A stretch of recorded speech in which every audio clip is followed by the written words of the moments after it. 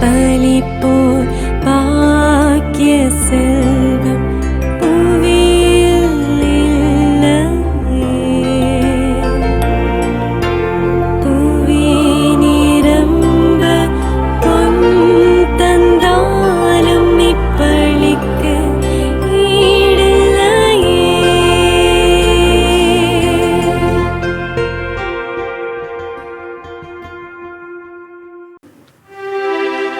தந்தை மகன் தூயாவியாரின் பெயராலே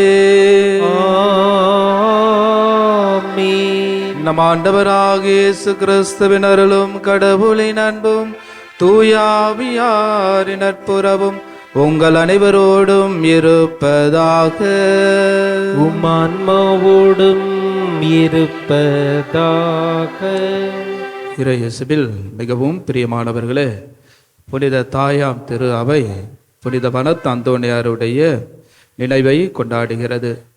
புனித வனத்து அந்தோணியார் கிபி 251 ஒரு செல்வ செழிப்புமிக்க ஒரு குடும்பத்திலே பிறந்தவர். எனவே இவருடைய வாழ்க்கை நமக்கு ஒரு முன் உதாரணமான ஒரு வாழ்க்கையாக இருக்கிறது. மத்தேயு நற்செய்தியிலே 19வது அதிகாரத்தில் 21வது வசனத்தில் இறைவன் அந்த செல்வ சிறப்பு மிகுந்த அந்த இளைஞனுக்கு சொல்வது போல அந்த வார்த்தையை கேட்டுதான் இவருடைய வாழ்க்கை மாறியது. நீர் நிறைவுள்ளவராக இருக்க விரும்பினால் என்னை பின்பற்ற வேண்டுமென்றால் உனக்குள்ளதை விற்று ஏழைகளுக்கு கொடுத்துவிட்டு என்னை பின்பற்றும் என்று அவர் சிறிய வயதில் திருப்பலிக்கு போகின்ற பொழுது இந்த வார்த்தையை குருவானவர் வழியாக கேட்ட பொழுது அவருடைய உள்ளம் மாறுகிறது. எனவே 3000 ஏக்கர்களை கொண்ட அவருடைய வாழ்க்கை இறைவனுடைய வார்த்தையை கேட்ட பொழுது அந்த 3000 ஏக்கர்களையும் ஏழைகளுக்கு கொடுத்துவிட்டு இறைவனை பின்பற்றக்கூடிய ஒரு மனிதராக மாறுகிறார். நம்முடைய வாழ்க்கையிலும் எத்தனையோ இறைவனுடைய வார்த்தைகளை கேட்டுக்கொண்டிருக்கிறோம். அத்தனை வார்த்தைகளில் ஒரு வார்த்தை இவரை மனமாறச் செய்தது போல நம்முடைய வாழ்விலும் மனமாற்றம் அடைய வேண்டும். அதைதான் இந்த புனிதர் வழியாக நாம் கற்றுக்கொள்ள வேண்டும். எனவே இந்த புனிதர் இறைவனுக்கு உகந்த ஒரு வாழ்க்கையை எடுத்து காண்பித்தார். தப வாழ்க்கையை ஜப வாழ்க்கையை மேற்கொண்டார். நாமும் நம்முடைய வாழ்க்கையில ஜபங்களையும் தபங்களையும் மேற்கொள்கிறோம். எதற்கு என்பதை நாம் சற்று சிந்தித்து பார்க்க வேண்டும். இந்த புனிதரை போல நம்முடைய வாழ்க்கை கிறிஸ்துவை பிரதிபலிக்கக்கூடிய ஒரு வாழ்க்கையாக இருக்க வேண்டும். கிபி 356 106 வயது வரைக்கும் இறைவனுக்கு உகந்த ஒரு வாழ்க்கையை வாழ்ந்து இயற்கை மரணமாக அடைந்த இவருக்கு நாம் இன்று நினைவு கூறுகின்ற நாம் இந்த புனிதரை போல புனித வனத்து அந்தோணியாரை போல நம்முடைய வாழ்க்கை கிறிஸ்துவுக்கு உகந்த ஒரு வாழ்க்கையை வாழ நம்முடைய வாழ்க்கையை அர்ப்பணிப்போம். கிறிஸ்து தான் எனக்கு ஆதாயம், கிறிஸ்து தான் என்னுடைய வாழ்வின் நிலையான நிறைவான சொத்து என்று கிறிஸ்துவை ஏற்றுக்கொண்டார். அதுபோல நாமும் இந்த கிறிஸ்துவை நம்முடைய வாழ்வில் நிலையான ஆதாரம், நிலையான ஒரு வாழ்வு என்பதை உணர்ந்து இந்த தெய்வீக திருப்பலியிலே நம்மை அர்ப்பணித்து மன்றாடுவோம். சகோதர சகோதரிகளே, தூய மறை நிகழ்வுகளை கொண்டாட நம் தகுதி பெறும் பொருட்டு நம் பாவங்கள், குற்றங்கள், பலவீனங்கள், ஊன இயல்புகள், புற வாழ்க்கைகள் இவற்றிற்காக மனவருந்தி ஆண்டவரிடத்திலே நாம் மன்னிப்பு வேண்டுவோம். உள்ளம் நொறுங்கி வருந்துவோரை நலமாக்க பெற்ற ஆண்டவரே இரக்கமாயிரும். ஆண்டவரே இரக்கமாயிரும். பாவிகளை தேடி வந்த கிறிஸ்துவே இரக்கமாயிரும். கிறிஸ்துவே இரக்கமாயிரும். எங்களுக்காக இறைவனிடத்திலே பரிந்து பேசுகின்ற ஆண்டவரே இரக்கமாயிரும். ஆண்டவரே இரக்கமாயிரும். எல்லாம் அல்ல இறைவன் நம் மீது இரக்கம் வைத்து நம் பாவங்களை மன்னித்து நம்ம நிலை வாழ்வுக்கு அழைத்து செல்வாராக. மன்றாடுவமாக. இறைவா, பாலை நிலத்தில் வியத்தகு முறையில் உமக்கு ஊழியம் செய்து வாழ்ந்திட துறவு மடத்து தலைவரான புனித அந்தோணியாருக்கு அருளினீரே. நாங்கள் எங்களை மறுத்து உம்மையே அனைத்திற்கு மேலாக என்று அன்பு செய்திட அவரது பரிந்துரையால் எங்களுக்கு அருள்வீராக. உமோடும் தூயாவியாரின் ஒன்றிப்பில் இறைவனாய் என்றென்றும் வாழ்ந்து ஆட்சி செய்கின்ற எங்கள் ஆண்டவரும் இயேசு கிறிஸ்து வழியாக உம்மை மன்றாடுகின்றோம். ஆமென். எபிரேயருக்கு எழுதப்பட்ட திருமுகத்திலிருந்து வாசகம். சகோதர சகோதரிகளே, கடவுள் தரும் ஓய்வை பெறுவது பற்றி அவர் அளித்த வாக்குறுதி இன்னும் நிலைத்திருப்பதால் உங்களுள் எவரேனும் அதை அடைய தவறிவிடக்கூடாது என எண்ணுகின்றேன். இது குறித்து நாம் கவனமாயிருப்போமாக. ஏனெனில் அவர்களுக்கு அறிவிக்கப்பட்டது போலவே நமக்கும் நற்செய்தி அறிவிக்கப்பட்டது. ஆயினும் அவர்கள் கேட்ட செய்தி அவர்களுக்கு பயன் அளிக்கவில்லை. ஏனெனில் கேட்டவர்கள் அச்செய்தியை நம்பிக்கையோடு கேட்கவில்லை. இந்த ஓய்வை பெறுகிறவர்கள் நம்பிக்கையுடன் இருக்கும் நாமே. இதை குறித்தே நான் சினமுற்று, நான் அளிக்கும் இளைப்பாற்றியின் நாட்டிற்குள் நுழையவே மாட்டார்கள் என்று ஆணையிட்டு கூறினேன் என எடுத்துரைக்கப்பட்டுள்ளது. எனினும் உலகம் தோன்றிய காலத்திலேயே கடவுளுடைய வேலைகள் முடிந்துவிட்டன. ஏனெனில் மறைநூலில் ஓரிடத்தில் 7ஆம் நாள் பற்றி கடவுள் தாம் செய்த வேலைகள் அனைத்தையும் நிறைவு பெறச் செய்து 7ஆம் நாளில் ஓய்ந்திருந்தார் என்று கூறப்பட்டுள்ளது. மேலும் மேற்சொன்ன சொற்றொடரில் அவர்கள் நான் அளிக்கும் இளைப்பாற்றியின் நாட்டிற்குள் நுழையவே மாட்டார்கள் என்றிருக்கிறது. ஆதலால் கீழ்ப்படியாதவர்களின் மாதிரியை பின்பற்றி எவரும் வீழ்ச்சியுறாதவாறு அந்த ஓய்வை பெற முழு முயற்சி செய்வோமாக. ஆண்டவரின் அருள்வாக்கு. இறைவனுக்கு நன்றி.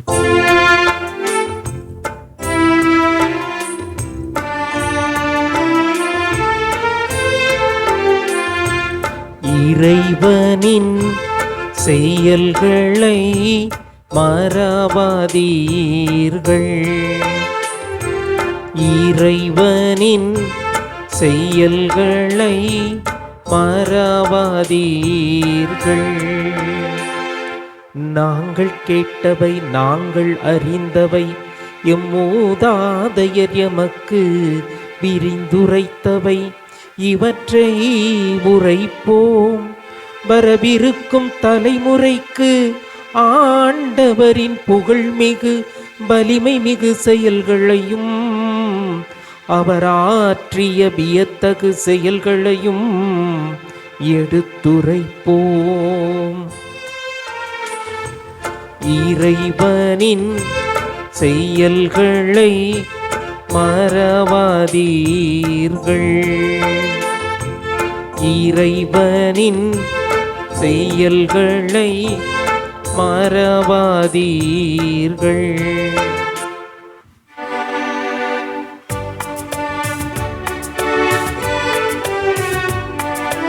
அல்லேலூயா அல்லேலூயா அல்லேலூயா அல்லேலூயா அல்லேலூயா அல்லேலூயா அல்லேலூயா அல்லேலூயா. நம்மிடையே பெரிய இறைவாக்கினர் ஒருவர் தோன்றியிருக்கின்றார். கடவுள் தம் மக்களை தேடி வந்திருக்கின்றார். அல்லேலூயா அல்லேலூயா அல்லேலூயா அல்லேலூயா. ஆண்டவர் உங்களோடு இருப்பாராக. உமான்மாவோடும் இருப்பாராக. மார்க்கெழுதிய தூய நற்செய்தியிலிருந்து வாசகம். ஆண்டவரே மாட்சி உமக்கே. புனித மார்க் எழுதிய நற்செய்தி அதிகாரம் 2 இறை வார்த்தைகள் 1 முதல் 12 முடிய. இயேசு மீண்டும் கப்பர்நாவுக்கு சென்றார். அவர் வீட்டில் இருக்கிறார் என்னும் செய்தி பரவிற்று. பலர் வந்து கூடவே வீட்டு வாயில் அருகிலும் இடமில்லாமல் போயிற்று. அவர் அவர்களுக்கு இறை வார்த்தையை எடுத்துரைத்து கொண்டிருந்தார். அப்பொழுது முடக்குவாதமுற்ற ஒருவரை 4 சுமந்து அவரிடம் கொண்டு வந்தனர். மக்கள் திரண்டிருந்த காரணத்தால் அவரை இயேசுவுக்கு முன் கொண்டு வர இயலவில்லை. எனவே அவர் இருந்த இடத்திற்கு மேலே வீட்டின் கூரையை உடைத்து திறப்பு உண்டாக்கி முடக்குவாதமுற்றவரை படுக்கையோடு கீழே இறக்கினர். இயேசு அவர்களுடைய நம்பிக்கையை கண்டு முடக்குவாதமுற்றவரிடம், மகனே, உன் பாவங்கள் மன்னிக்கப்பட்டன என்றார். அங்கே அமர்ந்திருந்த மறைநூல் அறிஞர் சிலர், இவன் ஏன் இப்படி பேசுகிறான்? இவன் கடவுளை பழிக்கிறான். கடவுள் ஒருவரை அன்றி பாவங்களை மன்னிக்க யாரால் இயலும் என உள்ளத்தில் எண்ணிக்கொண்டிருந்தனர். உடனே அவர்கள் தமக்குள் இவ்வாறு எண்ணுவதை இயேசு தம்முள் உணர்ந்து அவர்களை நோக்கி, உங்கள் உள்ளங்களில் இவ்வாறு எண்ணுவது ஏன்?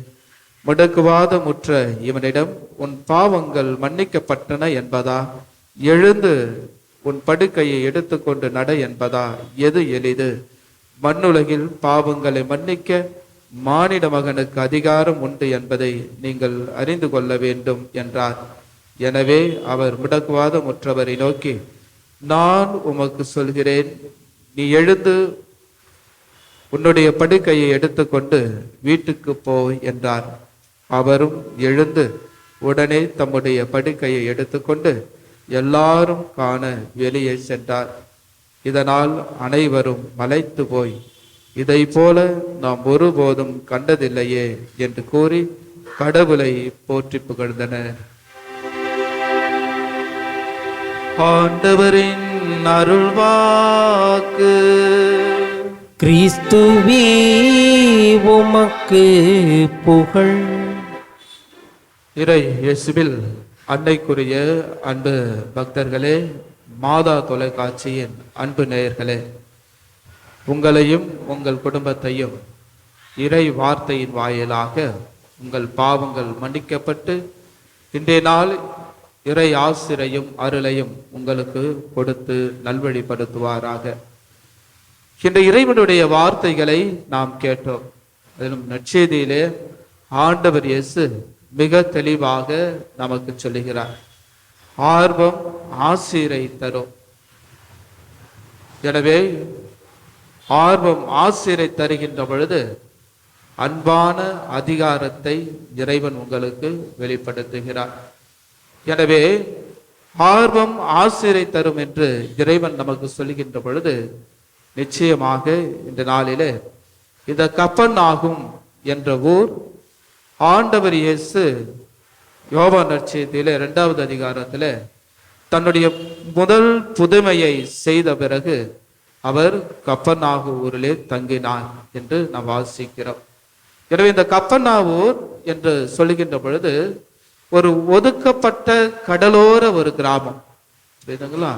ஏழைகள் வசிக்கின்ற ஒரு கிராமம், நோய் நொடிகள் இருக்கின்ற ஒரு கிராமம்.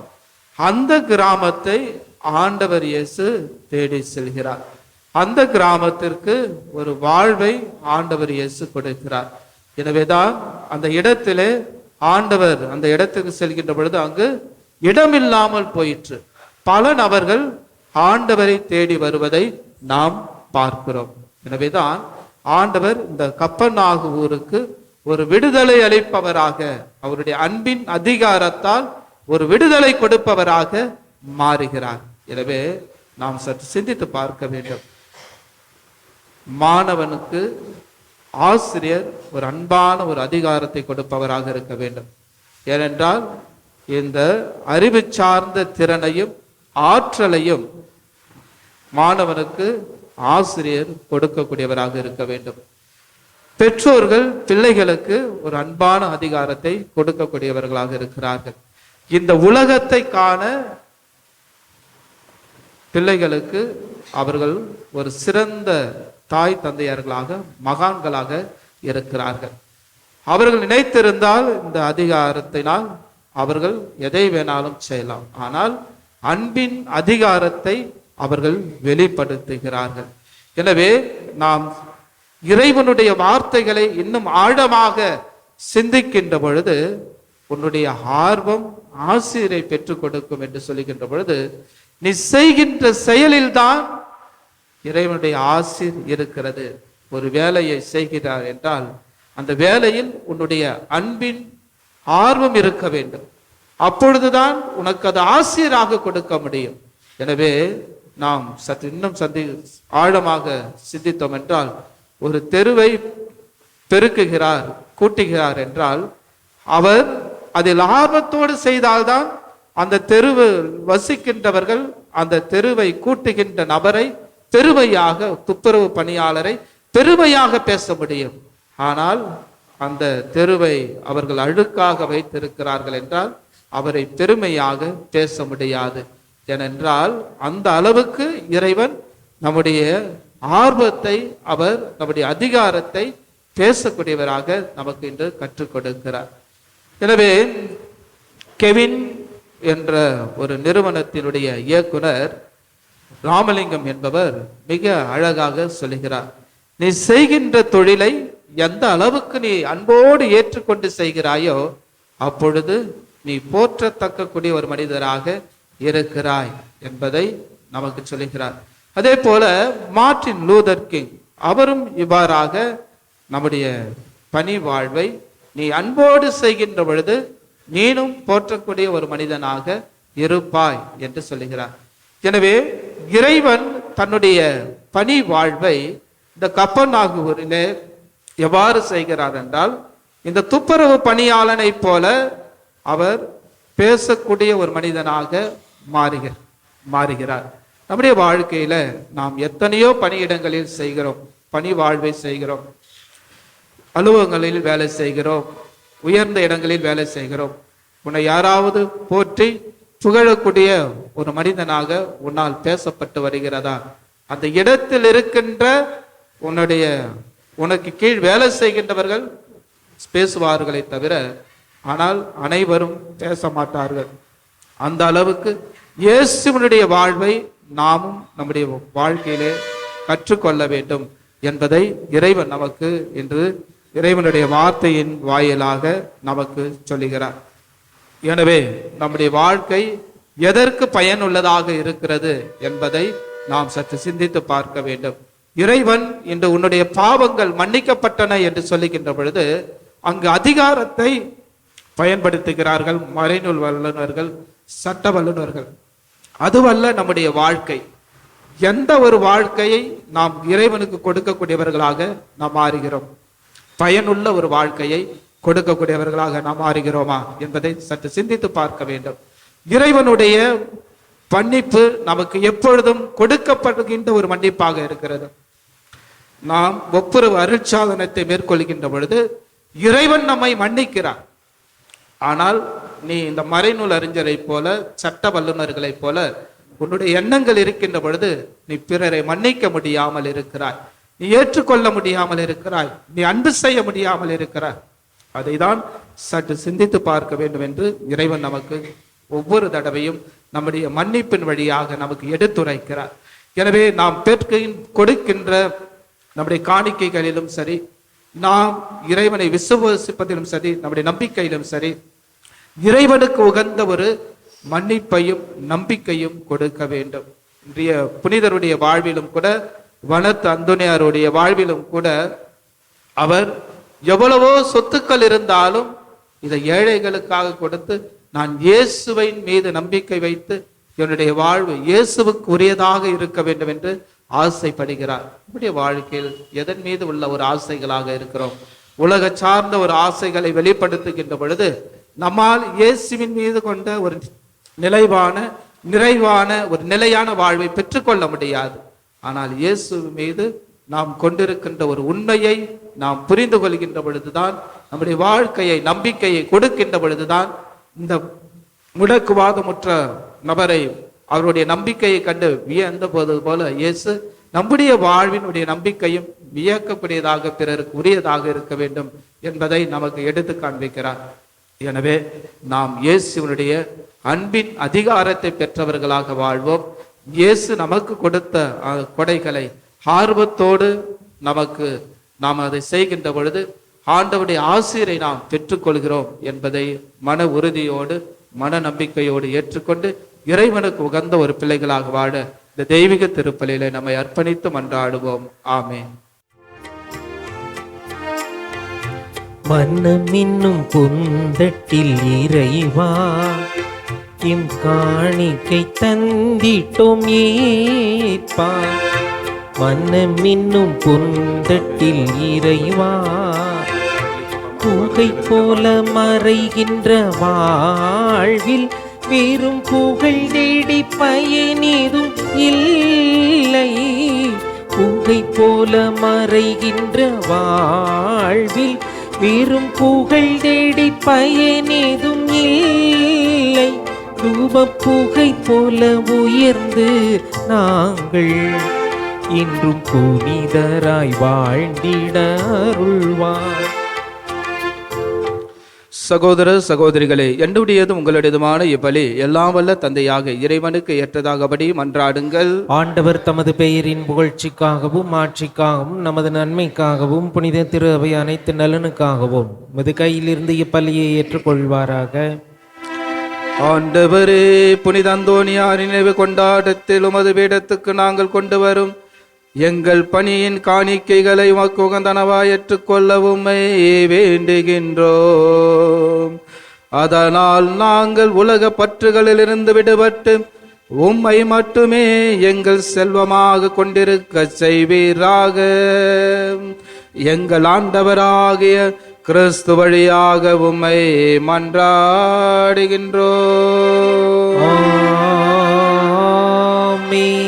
ஆண்டவர் உங்களோடு இருப்பாராக. உமான்மாவோடும் இருப்பாராக. இதயங்களை மேலே எழுப்புங்கள். ஆண்டவரிடம் எழுப்பியுள்ளோம். நம் இறைவனாகிய ஆண்டவருக்கு நன்றி கூறுவோம். அது தகுதியும் நீதியும் மானதே. ஆண்டவரே, தூயவரான தந்தை, என்றுமுள்ள எல்லாம் வல்ல இறைவா, எங்கள் ஆண்டவராகிய கிறிஸ்து வழியாக எந்நாளும் எவ்விடத்திலும் நாங்கள் உமக்கு நன்றி செலுத்துவது மெய்யாகவே தகுதியும் நீதியும் ஆகும். எங்கள் கடமையும் மீட்புக்குரிய செயலும் ஆகும். ஏனெனில் புனிதவன அந்தோனியாருடைய விழாவில் உமது திரு அவை மகிழ்ந்திருக்க செய்கின்றீர். இவருடைய இறை பற்றுமிக்க வாழ்க்கை நெறியின் எடுத்துக்காட்டால் அதற்கு வலுவூட்டுகின்றீர். அவருடைய படிப்பினையால் பயிற்றுவிக்கின்றீர். அவருடைய மன்றாட்டால் பாதுகாத்து வருகின்றீர். ஆகவே வானதூதர் அணிகளரோடும் புனிதரின் பெரும் திரளாரோடும் நாங்கள் சேர்ந்து உமக்கு புகழ்ச்சி பண்ணி செய்து முடிவின்றி ஆர்ப்பரித்து சொல்வதாவது: தூயவர் தூயவர் தூயவர், வான்படைகளின் கடவுளாம் ஆண்டவர். விண்ணகமும் மண்ணகமும் உமது ஆட்சியால் நிறைந்துள்ளன. உன்னதங்களிலே ஓசன்னா. ஆண்டவர் பெயரால் வருகிறவர் ஆசி பெற்றவர். உன்னதங்களிலே ஓசன்னா. ஆண்டவரே, நீர் மெய்யாகவே தூயவர், தூய்மை அனைத்துக்கும் ஒற்று. ஆகவே உம்முடைய ஆவியை பொழிந்து இக்காணிக்கைகளை தூய்மைப்படுத்த உம்மை வேண்டுகின்றோம். இவ்வாறு எங்கள் ஆண்டவர் இயேசு கிறிஸ்துவின் உடலும் இரத்தமுமாக எங்களுக்கு இவை மாறுவனவாக. அவர் பாடுபட உளம் கனிந்து தம்மை கையளித்த போது அப்பத்தை எடுத்து நன்றி செலுத்தி அதை பிட்டு தம் சீடர்களுக்கு அளித்து இயேசு கூறியதாவது: அனைவரும் இதிலிருந்து பெற்று உண்ணுங்கள், ஏனெனில் இது உங்களுக்காக கையளிக்கப்படும் என் உடல்.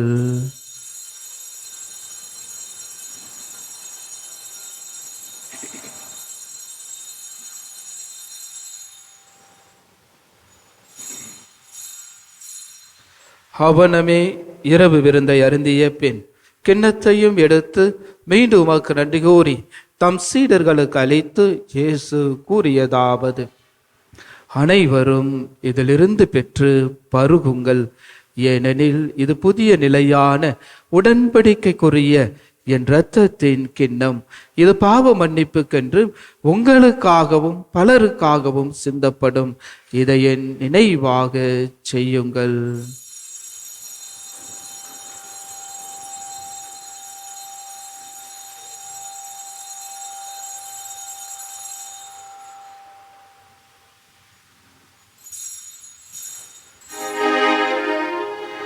நம்பிக்கையின் மறைபொருள். ஆண்டவரே, நீர் வருமளவும் உமது இறப்பினை அறிக்கையிடுகின்றோம். உமது உயிர்ப்பினையும் எடுத்துரைக்கின்றோம். ஆகவே ஆண்டவரே, நாங்கள் கிறிஸ்துவின் இறப்பின உயிர்ப்பின் நினைவு கூர்ந்து வாழ்வு தரும் அப்பத்தையும் மீட்பளிக்கும் கிண்ணத்தையும் உமக்கு ஒப்புக் கொடுக்கின்றோம். திருமுன் நமக்கு ஊழியம் புரிய தகுந்தவர்களை ஏற்றுக்கொண்டீர். எனவே உமக்கு நன்றி செலுத்துகின்றோம். மேலும் கிறிஸ்துவின் உடலிலும் இரத்தத்திலும் பங்கு கொள்ளும் எங்களை தூய ஆவியார் ஒன்று சேர்க்க வேண்டும் என உம்மை தாழ்மையுடன் மன்றாடுகின்றோம். ஆண்டவரே, உலகெங்கும் பரவி இருக்கும் அது திரு அவையை நினைவு கூர்ந்தருளும். எங்கள் திரு தந்தை பிரான்சிஸ், எங்கள் ஆயர் மேதகு ஜார்ஜ் ஆண்டகை, எல்லா திருநிலராக அனைவரோடும் அது திரு அவை அன்பில் நிறைவு பெற செய்தருளும். ஆண்டவரே, தெய்வீக திருப்பலியிலே ஒப்பு கொடுத்து ஜெபிக்கின்ற அனைத்து கருத்துக்களையும் மன்றாட்டுகளையும் விண்ணப்பங்களையும் முத நாமத்தினால் கூடி ஜெபித்துக் கொண்டிருக்கின்றபடி பிள்ளைகளையும் குடும்பங்களையும் நீர் ஆசீர்வதித்து உமது அருளால் உம்முடைய வல்லமையினால் இவருடைய பாவங்கள் மன்னிக்கப்பட்டு புது வாழ்வு பெற்றவர்களாக வாழ அருள் புரிய வேண்டுமாய் ஜெபிக்கிறேன்.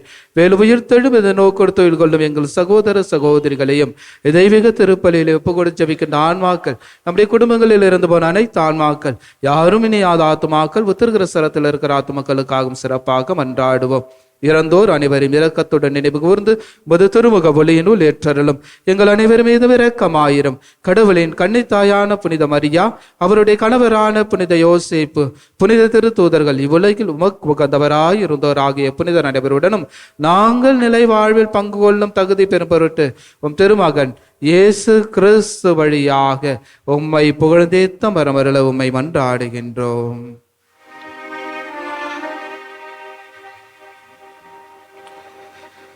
இவர் வழியாக இவரோடு இவரில்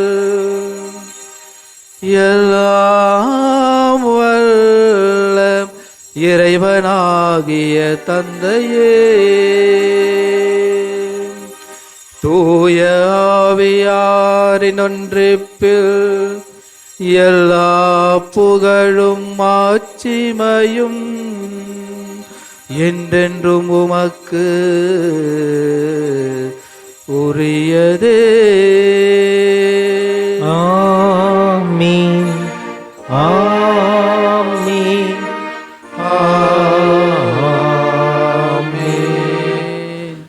மீட்பரின் கட்டளையால் கற்பிக்கப்பட்டு இறை படிப்பினையால் பயிற்சி பெற்ற நாம் துணிந்து சொல்லுவோம். விண்ணுலகில் இருக்கின்ற எங்கள் தந்தையே, உமது பெயர் தூயது என போற்ற பெறுக. உமது ஆட்சி வருக. உமது திருவுளம் விண்ணுலகில் நிறைவேறுவது போல மண்ணுலகிலும் நிறைவேறுக. எங்கள் அன்றாட உணவை இன்று எங்களுக்கு தாரும். எங்களுக்கு எதிராக குற்றம் செய்வோரை நாங்கள் மன்னிப்பது போல எங்கள் குற்றங்களையும் மன்னியும்.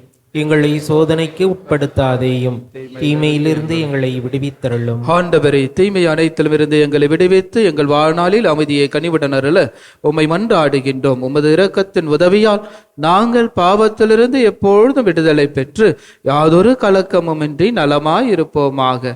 நாங்கள் எதிர்நோக்கி இருக்கும் பேரின்பத்துக்காகவும் மீட்பராக இயேசு கிறிஸ்துவின் வருகைக்காகவும் காத்திருக்கின்றோம். ஏனெனில் ஆட்சியும் வல்லமையும் ஆட்சியும் என்றென்றும் உமதே.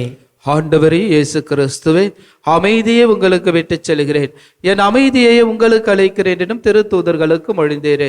எங்கள் பாவங்களை பராமல் உமது திரு அவை நம்பிக்கையை கண்ணோக்கி உமது திருவுளத்துக்கு ஏற்பதற்கு அமைதியையும் ஒற்றுமையும் அளித்தருள திருவுளம் கொள்வீராக. என்றென்றும் வாழ்ந்து ஆட்சி செய்கின்றவர் நீரே. ஆமீன்.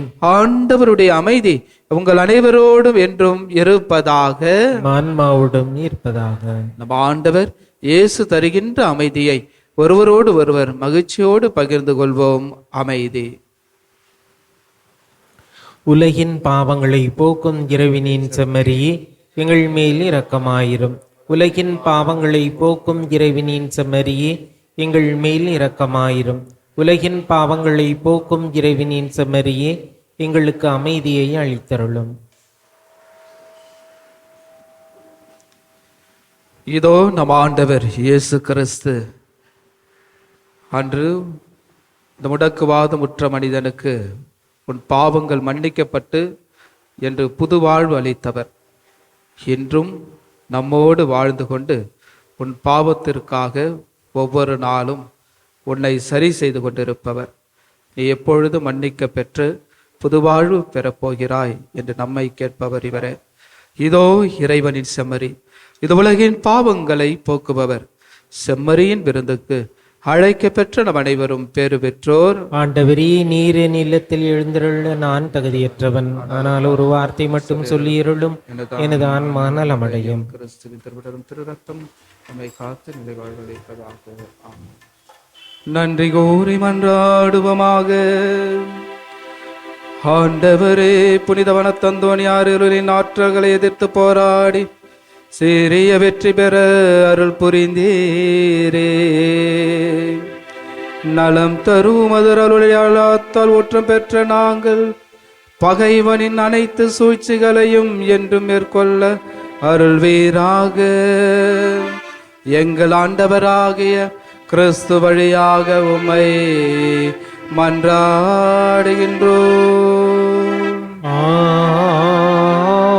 ஆமென். ஆண்டவர் உங்களோடு இருப்பாராக. உமான்மாவோடும் இருப்பாராக.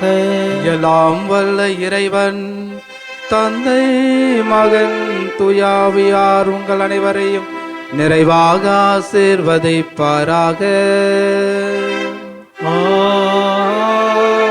ஆமென். இயேசுவின் அன்பு பிள்ளைகளாக வாழ்ந்திட சென்று வாழுங்கள். திருப்பலி நிறைவு பெற்றது.